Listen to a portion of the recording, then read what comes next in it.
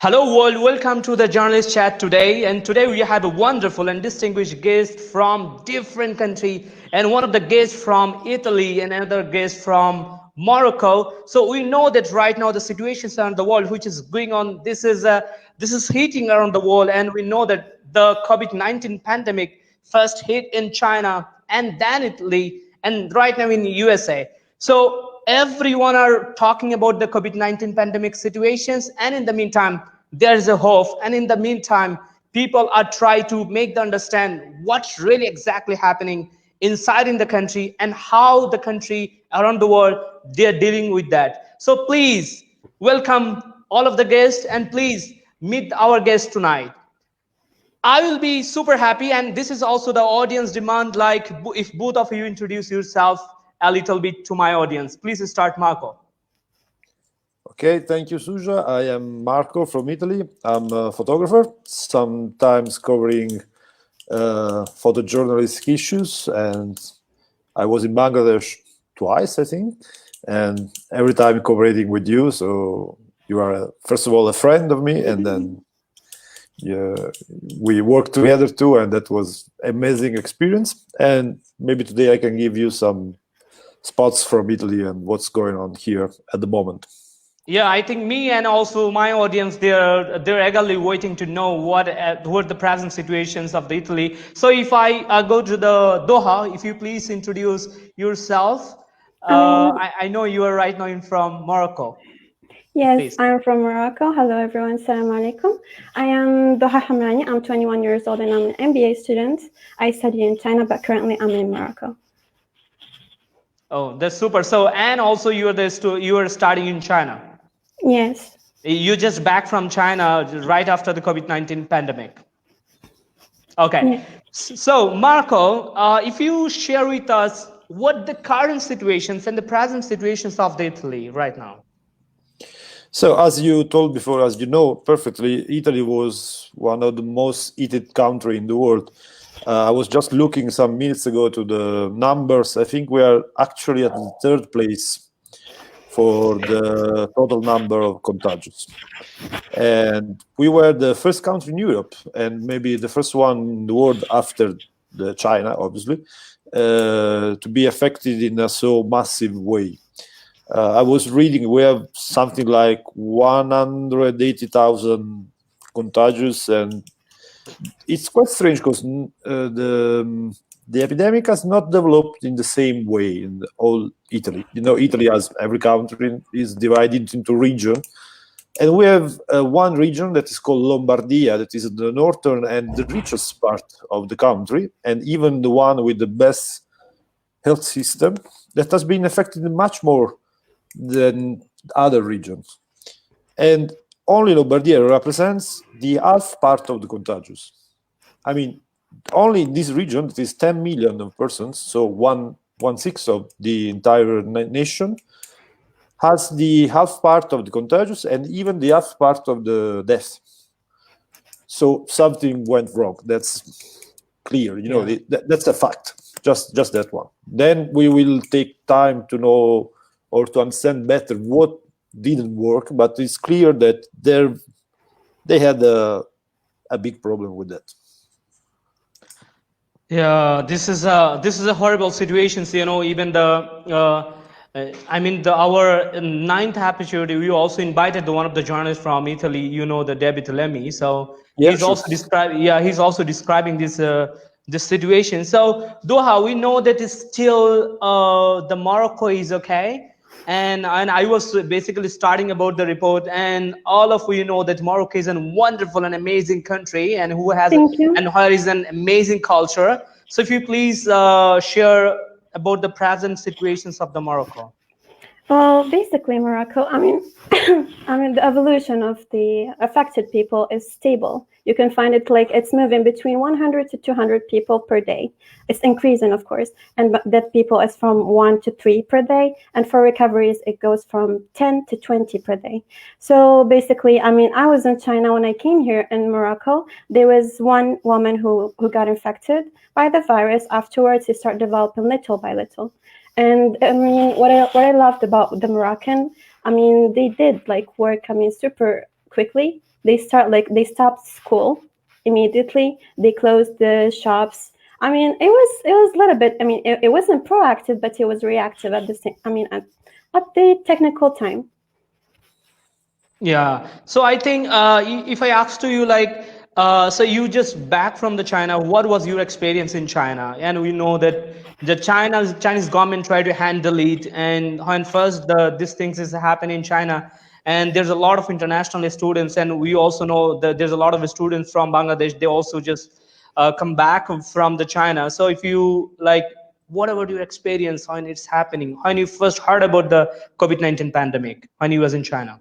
Okay, so as we all know, the virus started from a city called Wuhan, and then it started developing little by little. I mean, I heard of it from a friend that was asking me to buy a face mask. So he was saying that this virus is coming, you should be careful. So I went and I was like, I didn't take it seriously. I just went to the supermarket, buy mask, and that's it. I mean, and after 3 days, the virus was in my city, Chengdu, where Southwest Petroleum University is. And there, I mean, technically, I think there's a network problem. So yeah. So maybe Hanshi she will join. So if you share with the situations, I mean, what mistake will have done and what world can learn? Yeah, she's in here.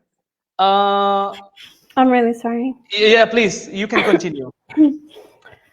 I was like, in Southwest Petroleum University, what they started doing was, I mean, they locked down the university. When they locked down the university, you couldn't enter or get out unless you get a paper from the administration. And then in case you want to get out, it needs to be like a major purpose. So, and they did provide us with food, halal food for Muslims, also with vegetables. And there were about 3 supermarkets inside of the university that were open. And also they made us like, I mean, they check us every day. They come with a temperature and they check every single apartment in the university to check the temperature. If it's 37.5 or 38 or if it's high, then you will go to the hospital. If not, they will leave you there. That's what typically Southwest Petroleum University said. And I remember also one of my department supervisors, Mr. Wong, he did provide us with face mask because technically face mask was nowhere to be found. And, you know, the vendors will take the opportunity to rise the prices. So it was very hard for the student to get face masks. Yeah, I mean, everyone has a different kind of experience, and there's a lot of things is going on around the world, and we heard a lot of things from the about the China. But this is amazing, and you share the real situations and what was your experience. So, Marco, if I ask you, we know that Italy is one of the development country, and which has a like a wonderful and best medical facility.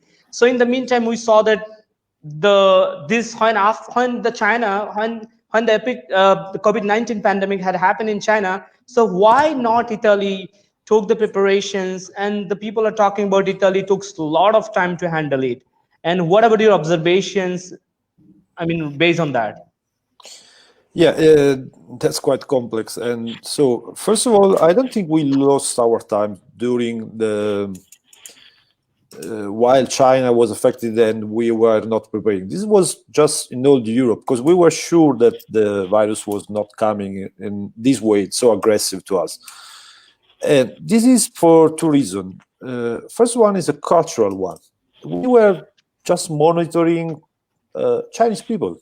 At the beginning, if you read the guidelines from the OMS, the organization of the medical organization, they just asked to move to the hospital if you had contact with the Chinese people.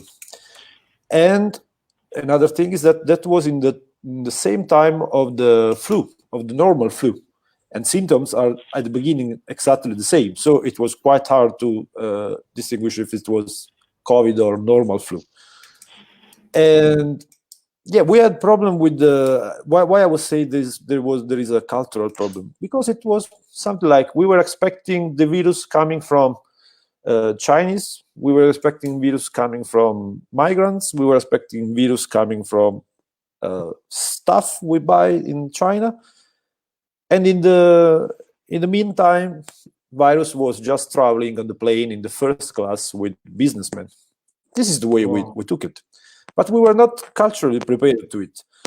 For the health system, yes, Italy has one of the best systems in the world, and it's mostly public and free, so available for everyone.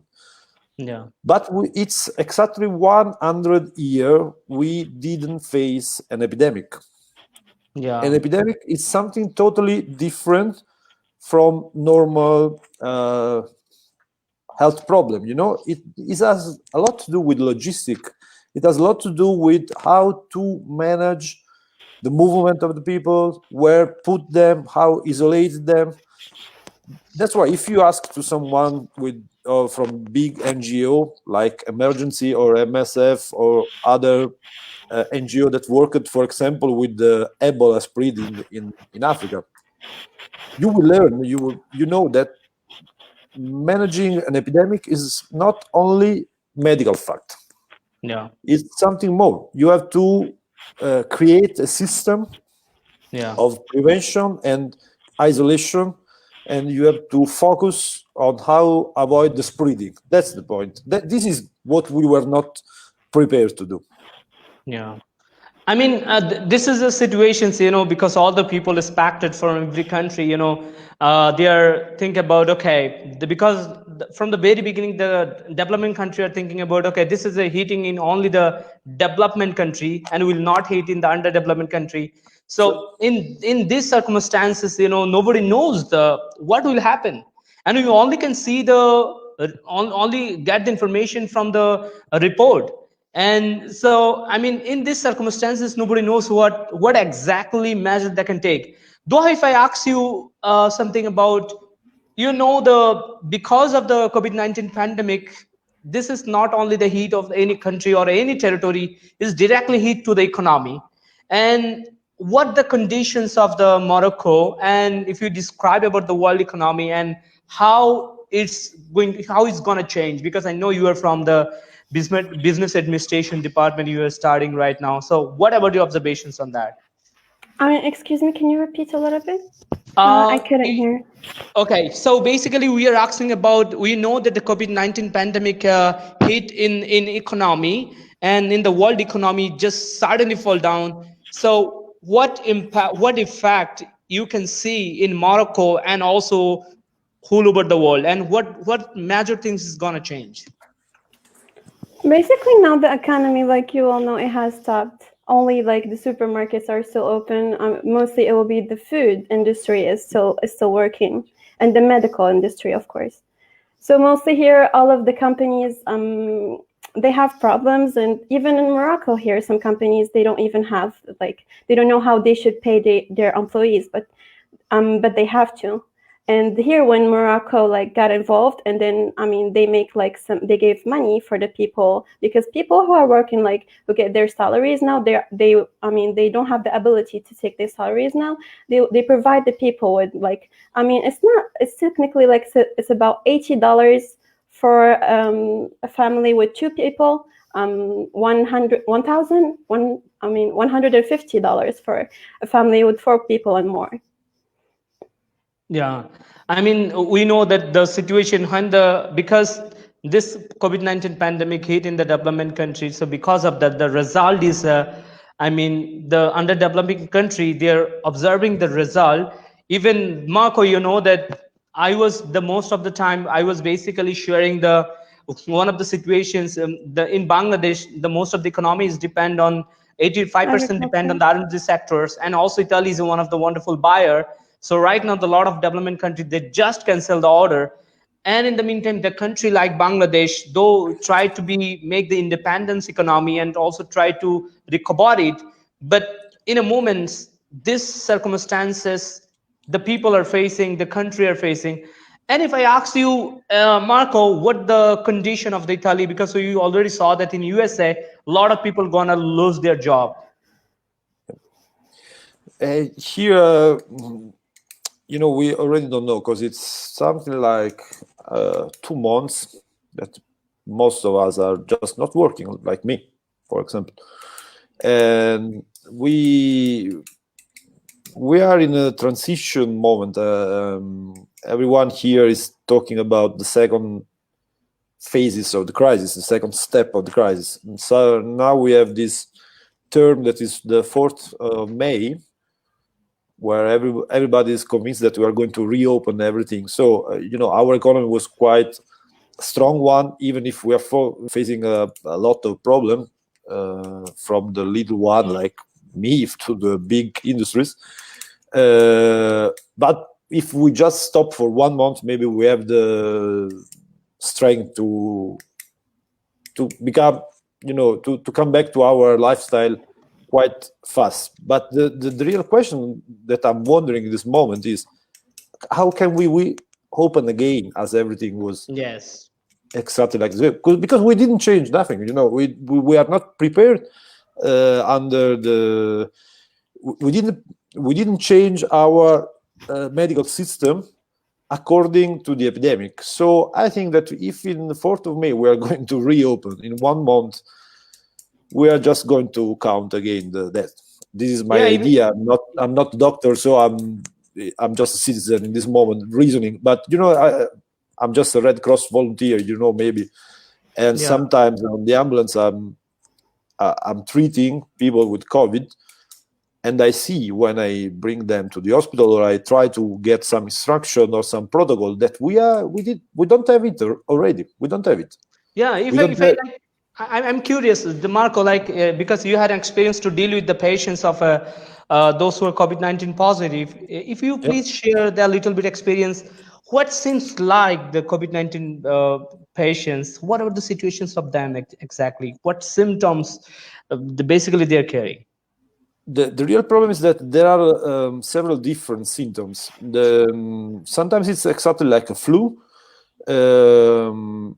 Sometimes that when it assaults the breathing system, so then that is the most dangerous thing. But you can have some advice from other things like a headache and just a cold and so on. People who has it for some days, they feel very, very weak usually. So it's like a big flu at the beginning. The real problem is that can get worse in like 10 hours. I experienced the case of a woman. She was the doctor's wife. She was quite good. Like when we went to take the husband, in this case, that wasn't so good. And then in just 2 days, the condition fell down. But they were really, really hard, just in 2 days. So the real problem is that you don't know exactly how the virus is going to evolve in few hours from the time you have to do with the patient. But the real problem is that is always that one I was telling you before, the structure. We don't know what to do because you cannot bring everyone to the hospital. It's not functioning. So we should develop a domiciliary system, where we just have to bring care to the house of the people. Because if you take everyone to the hospital, we are just going to make the hospital a big cluster of the infection. This was our mistake at the beginning. And this is why we spread the virus that much at the beginning, because we bring everyone to the hospital and the hospital became the center of the infection. And everyone that was around the hospital, thousands and thousands of people that maybe don't have nothing to do with COVID, they just got the virus because the environment was contaminated. Yeah, I mean, this is a problem. Even around the world, there's a lot of report we are reading, like the healthcare system is going to be changed after the COVID-19 pandemic. Doha, if I ask you, what about you thinking, like when the situations? Okay, this is all the time problem. Maybe there's a Every technical time you ask problem. a question. Yeah, so no problem. She'll come back. She's back here. And I'm sorry. I mean, I have a problem with the no network, I problem. guess. My audience, there's a technical problem, and though we are really close, we are communicating with from a long distance. It might happen. So, Doha, if I ask you, what about your observation, and when you will able to go back in China, and what extra precautions or extra cautions or like special things you were thinking about to go in China, and how do you think so? Like when you will go back in China? I mean, what are the things? That's what in China? Yes, Excuse I me? mean, when you are preparing yourself to go in China, and what do you think the situation of China is going to be okay? Because you are communicating with your professors, also the people, those who were conducting with you. Yeah. Okay, so basically, I think I'll be back in China because now it was decided that I will get online courses for the whole semester. I think I will go back to China in September or August, and the end of these both months. The situation in China is getting better, but I heard lately that the virus is starting again in China, even though like they finished with the virus. We all know that one, and it was spreading in the whole world. But now, like the virus it came back to China again. And what was something else you told me? Yeah, I mean, how do you think so? Because a lot of experts are talking about after 2 months, the situation is going to be okay. So, do you think after 2 months the situation is going to be okay, and people will able to communicate? People will able to do the same thing after 2 months? Yes, I do think so. I do think so. I mean, the governments and everyone, like the whole world, is doing their best to find a vaccine, to find a medicine for the coronavirus. Inshallah, we believe in the power of Allah. Everything will be fine. I mean, now the research is everywhere you will go, you will find people looking for the medicine. The countries now are having a competition between them, especially Germany and the USA. They're having a competition between them who will find the medicine first. And now everybody like is awake now. I mean, what I loved about the coronavirus is that they made us aware that we shouldn't only invest in music and dancing and other stuff. We should also invest in research, and especially medical research and other sciences. Yeah, I mean that will be the greater change because Marco was talking about though the situation is going to be okay, but it's still nothing changes in Italy. So, what changed in Morocco after the COVID-19? They're I mean, investing more in the public health. so you're asking me what are the effects of the coronavirus on Morocco? Yes, I mean, what things they already changed? I mean, what measure they have taken, and what about their next plan after the COVID-19? If the So situation is going to be basically, I okay. mean, after the COVID-19, there will be some, economically talking, there will be some problem, of course, because there is a crisis now, especially for the, I mean, airplane Royal Morocco, the airplane companies in Morocco, and also like for other companies other than food and the food companies. And also like here in the COVID, while we are in COVID-19, we get to know that we have a lot of brains in Morocco because now, I mean, the brains, the inventors came into Morocco and then start inventing this. They invented a new respiratory like machines, and they invented masks. And now basically Morocco, we knew that we have power more than before because nowadays they can produce about 2 million masks per day. So yep, we're getting proud. I mean, everyone now. I mean, Mark, in my yeah, country, they're feeling like, yes, Morocco is really something. We didn't know we can do all of this. yeah, I think every country they try to do something. So Marco, this is well enough. Like she was talking about, they're preparing and they're taking more response. And Morocco try to, I mean, deal with it in an independent way. And also there's the laws of the economy. So what are your perceptions and what things Italy government gonna change right after COVID-19 pandemic? And also, if you Okay. also, and I added the questions, if you also share about the, because you're a journalist, and if you also can share about the debate on the photojournalism which is going on, that will be also super. Yep. What's gonna change? I don't know, because obviously we experience as Morocco and as every other country that the economic system, when you put in outsearch the production of something, is quite dangerous. For example, we, as every other country, experience the lack of any kind of protection device because they were all made in China, and obviously they need at the moment. So we could not just buy it because there weren't on the market. You had not enough mask for everyone. And the same was for some medical device in the hospital. So we have to start to produce it again, and obviously it took some time. And when I start the conversation here, I was telling you that the north of Italy and the richest part of the nation and the one with the best health system was the most affected. I think that one of the reasons is because in that region, because the health system is national, but even part of it is managed just by the region, not by the central government. Yeah. And in Lombardia, they try to make it not public but private. They were just doing slowly. They were making the Italian health system private, and obviously it works a lot for some very special kind of illness, and it's an excellence and whatever you want, but it doesn't work for everyone. So maybe I think that in next years, when we will hear some politicians say, okay, we are going to start kind of free market on the health system, we know which could be the consequence. I think we are not. I hope we will remember. I'm not sure. I think we will forget everything when the virus is off. But let me be positive at the moment. So I think that we will remember it, and we are not going to allow any other to make the health something that you can sell or buy. Yeah, I think I mean people love to forget their past because which is really bad. And so Doha, so you are still communicating with your friend from China, and so there's a lot of things, you know, when you read about China in the newspaper, and when you know the reality, and what makes you difference.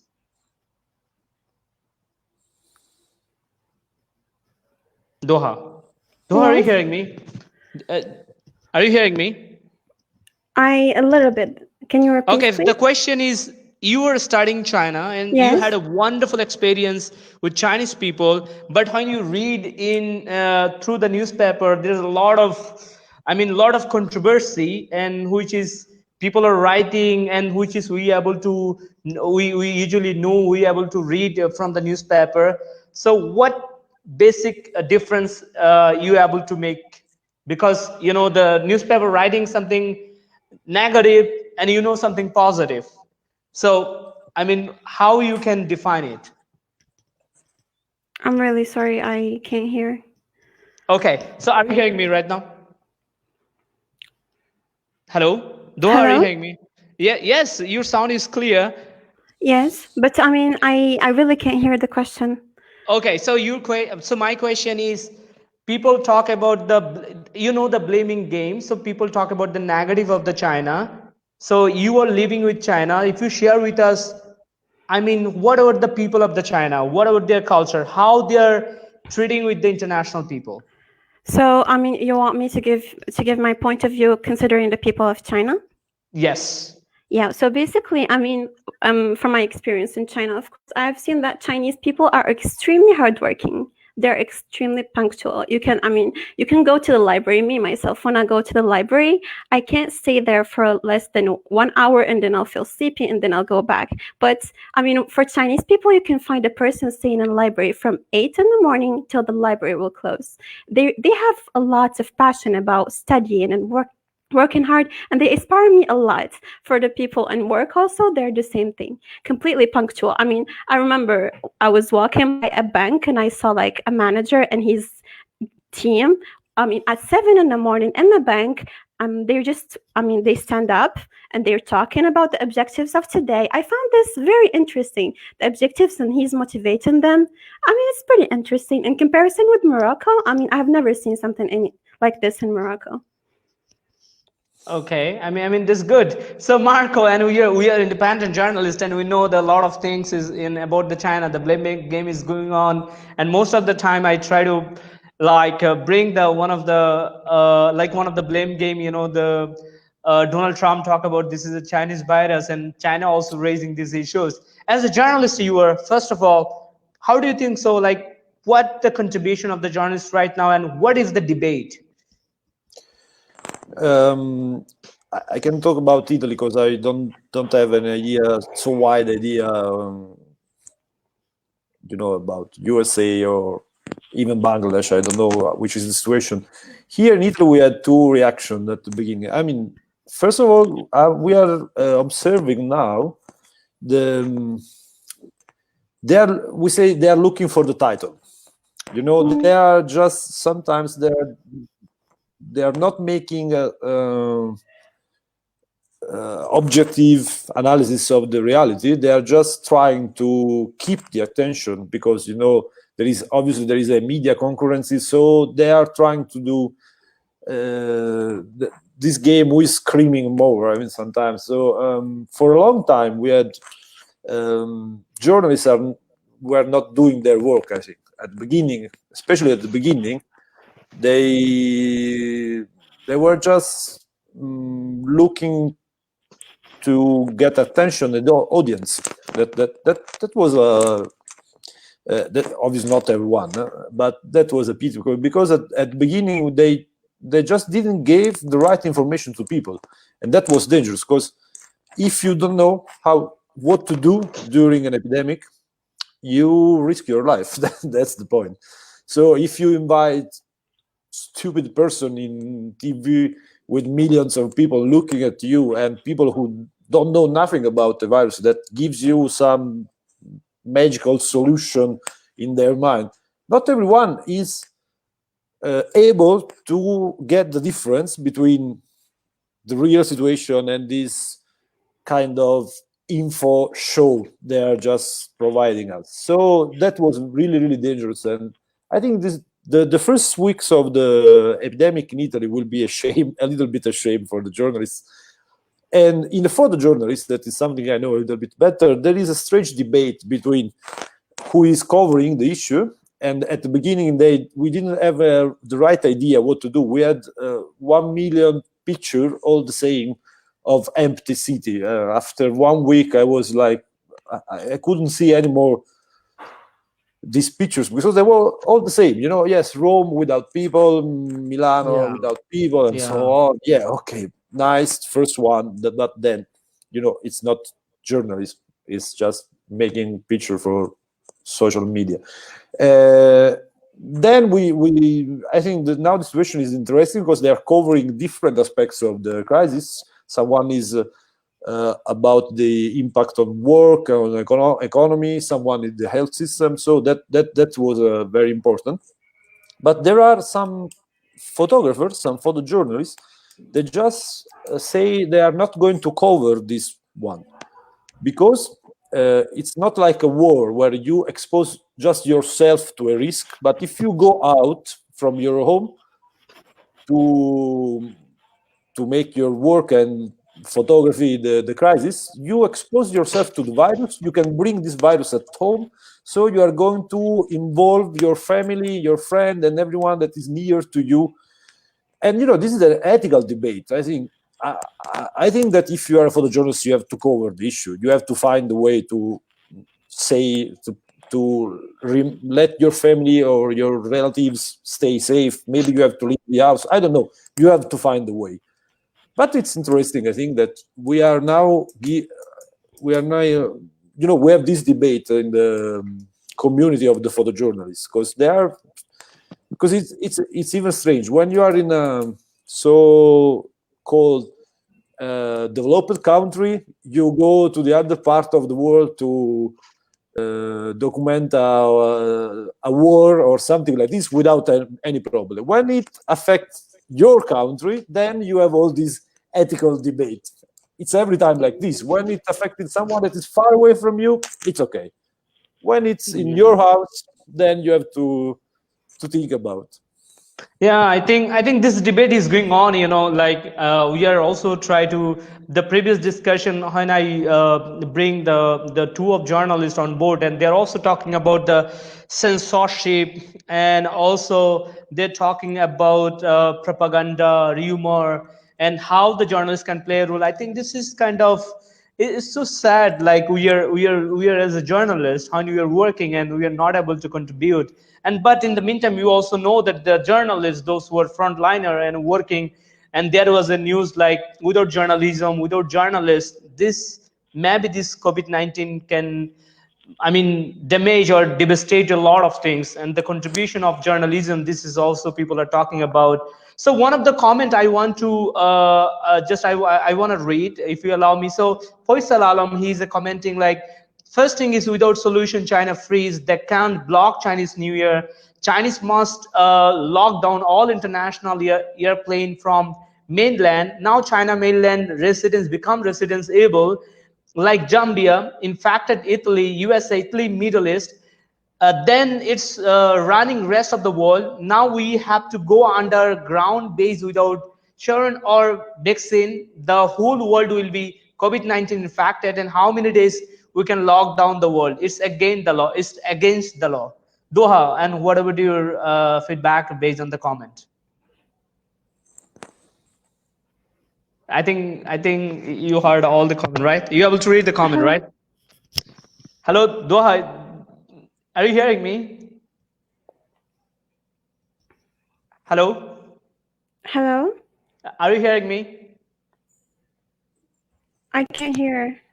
Okay, so yeah. Are you hearing me right now?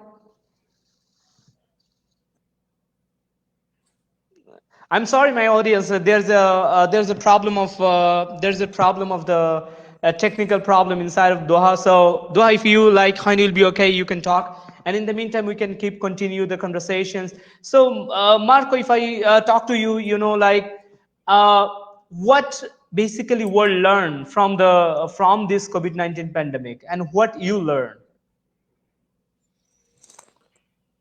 I don't know, because for experience that sometimes when I can I travel, so I think I have an experience of different way of the world is going in different countries. I mean, the real problem of the what you call developed country is that most of the people that live there, they imagine this is the only way you can live, and this is the experience that me as a photographer and a lot of other photographers do. When you bring back some pictures, people are looking at that and say, "Oh no, this is impossible." But you just need to read the newspaper or some info to know that not everyone is living like in the USA standards or the Italian standards or so on. So for me, it was not a big surprise. But what I see in the nation is exactly that one. They are like wonder. They didn't expect that something like this could happen. They were sure that these things like epidemic or big crisis or everything else is just something that we had in the past. So what I really see at the beginning is that people, they didn't expect that something like this can affect a rich country like Italy. I don't know if they learn something or we are going to learn something. I hope so. I hope that this is just going to show in a really sad and tragic way how we are part of the same world, how we are really connected, not only economic. The globalization is not only moving a factory from Rome to Shanghai. It's not just make stuff travel all around the world. It's something like this. People are connected at the moment, and we have to manage it because it's nice, but sometimes it can be dangerous. Yeah, I mean, this is a dangerous situation because the last time we also heard that like a lot of people are dying, a lot of intellectual, even we know that like a lot of cultural change is going to happen because the people, those who are intellectual, if they will die, if the one of the recent generations, if they will die, and what will be the situations? Doha, are you hearing me? I can hear a little bit, yes. Okay, so can you share us about what you learned like from the COVID-19 and what things you think like people need to learn? I mean, I've already mentioned this one. I said that people shouldn't only focus, the economy shouldn't only focus on investing on music and dancing. They should also focus on science or research. They should be more proactive. And then now we know that we only go to God when we need him or when we need them. And also I mean, there is a lot of stuff that we learned from this COVID-19. Mostly, I mean, mostly the point that I said that focus on more research than other stuff. Yeah, and the question is like how world can work together. How world can work together. Can work together. I mean, by sharing, of course, by sharing research. Nowadays, every country like have their own secrets. Now we even don't know how did the COVID-19 came up, and we're competitive. We're extremely competitive. You can feel that there is this cold war between different countries. Yeah, and I mean most of the people are afraid. Like a lot of people are afraid to go to the China and using the Chinese product, and we read it from the newspaper. So, and if you share like what your family afraid to send you China again, or they're okay? Excuse me? Your family are okay to send, I mean, your family okay to send you back to China, or they're afraid? Of course. I mean, my mom especially, she's afraid, but I mean, I need to pursue in my future. I have objectives that I need to achieve. So I'm trying to convince her little by little. Also, my grandma, she's completely like, she's telling me, no, you won't go back. But I'm trying to convince them little by little. My father, of course, his opinion is the same as mine. I should finish my studies, of course.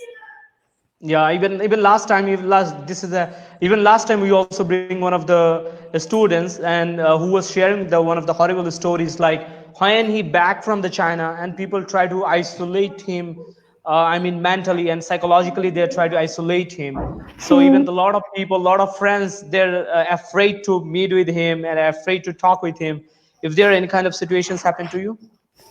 I mean, basically, when I come into Morocco, of course, they need to check me on the airport, especially when they knew that I'm coming from China. So they take me to a separate room. It was me and about 3 other people that were coming from China.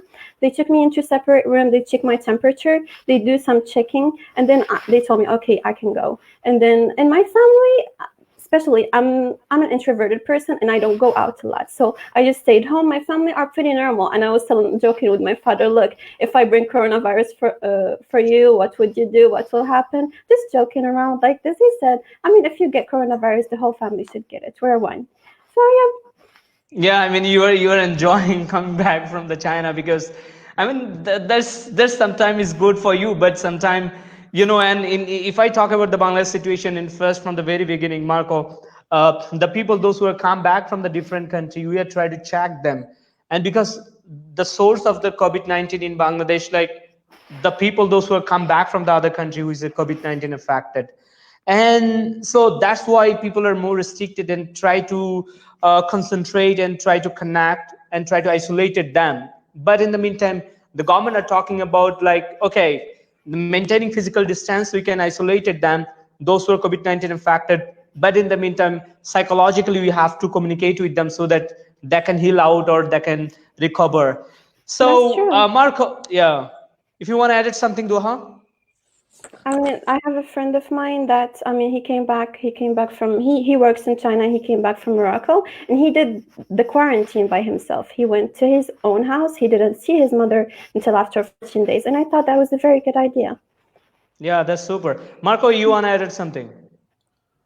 No, it's for me the situation is quite different, because quarantine is what we are living since 2 months at the moment. So we had a little period of time at the beginning when we were checking at people coming from China. We were the first country in Europe, I think in the world, to stop the direct flight connection with China, but it didn't work because the virus didn't came with Chinese people, just came probably with someone from Germany. We don't know, and really fast. We passed from few cases coming from outside to a big epidemic spreading in. It was like in 1 week, so we had no time to experience the feeling of looking at people coming from outside, because we had the problem suddenly inside. So we quarantine for us is something normal. We are living. We check quite often, and a lot of people we know, every one of us knows they are in quarantine because they are positive, or because they have been positive, or because they have been in contact with positive people. So in Italy is part of our everyday life. Yeah, I mean, if I ask you, like I've added another question, why more people are dying there? Because this is, and everywhere like Oh, COVID-19 affected, but the rate of the mortality, even the people are dying, it's more than other country in Italy. And what about your uh, perception? Italy, I think, is at the third place in the world for the mortality rate. Yeah. Um, there are, I think, there are different. There are more than one explanation. One is that Italy is a quite old nation. If you check the age of the people that have been infected and died, they are over 78 years old. Or I mean, over 70 years. So, and if you are, when you are old, you are more fragile. That's Yeah. for sure. And Yeah. then there is even the social way of living. I mean, we are often in contact. We live in the same house, or we live near, or we go every day, or very often, to our parents, relatives, and Yeah. so we can, maybe some young people just can spread the virus to this most fragile person. So this is one of the reason. The other one is that we treat the patient too late. Oh, yeah, this is a mistake. They they Yeah. they, they used to leave people at home, and they bring to the hospital when their condition is really hard, and at that Hmm. time it's not easy to, because Yeah, there I is mean, not. this is a situation, around the world. Like they're talking about the from the very beginning here, people, the young generations, like they're like kind of don't care. They don't care like COVID-19. They feel okay. We are the That old was people. my We are the young reaction at the people. beginning. That was my reaction at the beginning. I was really,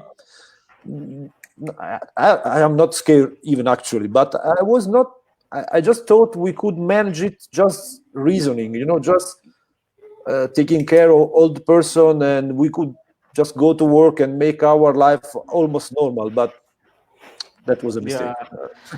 Yeah, Marco and Doha, we are like on the way to end our show. So if you say something to the world, what will be your message, Doha, and also to my audience? I mean, I'm very glad to be with you guys, and I will say to everybody, please be safe, don't go out, and please wash your hands very often. Yep, that's it. Yeah, and I know you know a little bit Bangla. If you say something to my Bangladesh audience, and yeah, I think in within a few months you will visit in Bangladesh. You told me, so that will be the super. How do you feel to communicate with Bangladeshi people? Excuse me? I mean, how do you feel to communicate with the Bangladeshi people? You have a lot of Bangladeshi friends. Experience with Bangladeshi people? Yes. I mean, I have tested some of the food from Bangladesh. It was extremely delicious. They cook for me food.